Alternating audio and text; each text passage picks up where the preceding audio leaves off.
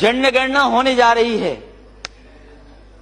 और जनगणना होते समय अगर हमें ये न पता लगे हम कितने हैं तो ये बेईमानी होगी।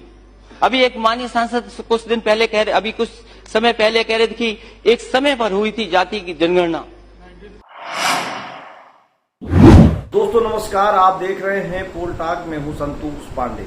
उत्तर प्रदेश में कुछ दिन पहले अगर आपको ये बताया जा रहा था कि योगी आदित्यनाथ को हटाया जा सकता है, उनकी जगह केशव मौर्य को मुख्यमंत्री बनाया जा सकता है, उसी के साथ एक खबर और चल रही थी, केशव प्रसाद मौर्य समाजवादी पार्टी में भी जा सकते हैं, यह भी खबर आई थी। लेकिन आज जो मैं आपको बताने जा रहा हूं, केशव मौर्य समाजवादी पार्टी के साथ मिलकर के चुनाव लड़ेंगे। लेकिन ये वो केशव नहीं है जिनके बारे में आप समझ रहे होंगे, सोच रहे होंगे। ये भी केशव मौर्य हैं, लेकिन ये कह रहे हैं अखिलेश यादव कि आप असली केशव हैं, जो भाजपा में है वो नकली केशव हैं। तो आइए हम आपको बताते हैं कि ये केशव मौर्य कौन है जो समाजवादी पार्टी के साथ मिलकर के चुनाव लड़ेंगे और अखिलेश यादव ने कल कार्यक्रम में क्या कहा है। दरअसल उत्तर प्रदेश में लगातार सियासी हालात बदल रहे हैं। कभी समाजवादी पार्टी कहती है कि वो छोटे छोटे दलों के साथ चुनाव लड़ेगी, कभी भाजपा कहती है कि वो ओम प्रकाश राजभर तमाम दलों के साथ चुनाव नहीं लड़ेगी, कभी कांग्रेस के गठबंधन की चर्चा होती, कभी बसपा के गठबंधन की चर्चा होती। लेकिन यूपी की सियासत जिस तरीके से बढ़ रही है, बदल रही है, वो रंग बदल रही है, उसमें देखने को बहुत कुछ मिलने अभी बाकी है। दरअसल महान दल है उत्तर प्रदेश में, जो राज्य स्तर की भी पार्टी नहीं है, बहुत छोटा दल है। उसका पूर्वांचल में कई जिलों में काफी असर है। उसके नेता हैं केशव देव मौर्य, इनका नाम है केशव देव मौर्य। अखिलेश ने कल कहा है कि केशव देव मौर्य ही असली केशव हैं, जो भाजपा के केशव प्रसाद मौर्य है वो नकली हैं, उन्होंने तंज कसा है। असली नकली का जो उन्होंने तंज कसा है वो अलग बात है, लेकिन बात यह है कि केशव प्रसाद मौर्य वो भी पूर्वांचल से आते हैं, इलाहाबाद से आते हैं, फूलपुर से आते हैं, और केशव देव मौर्य भी उत्तर प्रदेश के पूर्वांचल से आते हैं। दोनों एक ही इलाके से आते हैं और एक ही चीजों को लेकर के आगे बढ़ रहे हैं। ऐसे में समाजवादी पार्टी को उम्मीदें बढ़ी हैं। अखिलेश यादव ने कल खुद कहा है कि अभी तक वो 300 सीटों को अपना टारगेट मान रहे थे, लेकिन केशव देव मौर्य के आने के बाद वो कह रहे हैं कि अब 400 सीटें जीतेंगे।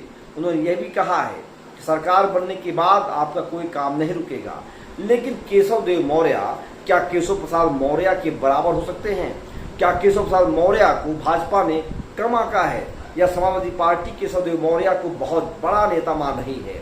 दरअसल जो समाजवादी पार्टी की पॉलिसी इस बार है वो छोटे दलों की समझौता करके चुनाव लड़ने की है। जैसे में एक नाम महान दल का भी सामने है, और महान दल से केशव देव मौर्य जो शामिल हो गए हैं, जो समाजवादी पार्टी के साथ चुनाव लड़ेंगे। इसके बाद ओम प्रकाश राजभर का नंबर है, इसके बाद संजय निषाद का नंबर है। तमाम वो राजनीतिक दल हैं पूर्वांचल से जो आते हैं, वो अखिलेश यादव के सबसे टारगेट पे हैं। और टारगेट इसलिए क्योंकि उन्हें भी बड़े दलों की जरूरत है। भाजपा के पास अनुप्रिया पटेल हैं, जो पूर्वांचल में बड़े नेता के तौर पे देखी जा रही हैं। वही ओम प्रकाश राजभर, संजय निषाद, ये तमाम ऐसे लोग हैं जो लगातार अपने दल को खोज रहे हैं, समझ रहे हैं, अभी रास्ते पर नहीं है। लेकिन केशव देव मौर्य जब समाजवादी पार्टी के साथ चुनाव लड़ने की घोषणा कर चुके हैं, ऐसे माना जा रहा है कि लड़ाई बहुत टफ होने वाली है। केशव देव मौर्य के पास कई सीटें हैं, जौनपुर, बनारस, आजमगढ़, बलिया, मऊ, गाजीपुर, जहां ओम प्रकाश राजभर प्रभाव डालते हैं, वहीं जो है केशव देव मौर्य की महान दल पार्टी है वो भी मौर्य ओबीसी वोटरों में डालती है। तो अखिलेश यादव का यह कितना सफल प्रयोग होगा यह कह पाना मुश्किल है, क्योंकि उत्तर प्रदेश के पूर्वांचल के लोग चाहते थे, जो समाजवादी पार्टी की सरकार चाहते हैं कि महान दल से उनका संबंध बने, महान दल संपर्क बने, गठबंधन हो, क्योंकि महान दल का भी बड़ा असर है।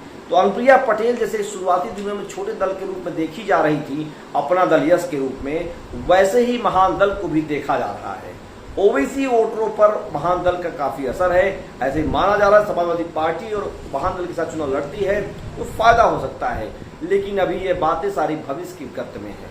अभी हम बताने जा रहे थे आपको, केशव मौर्य ने समाजवादी पार्टी के साथ हाथ मिला लिया है। दोस्तों लगातार हमारा प्रयास जारी है आपको उत्तर प्रदेश पॉलिटिकल चुनाव से संबंधित सारी खबरें देने का। आप देख रहे हैं पोल टॉक। अगर आपको अच्छा लगे कमेंट करके जरूर बताइएगा। चैनल सब्सक्राइब करना नहीं भूलिए। धन्यवाद। जय हिंद, जय भारत।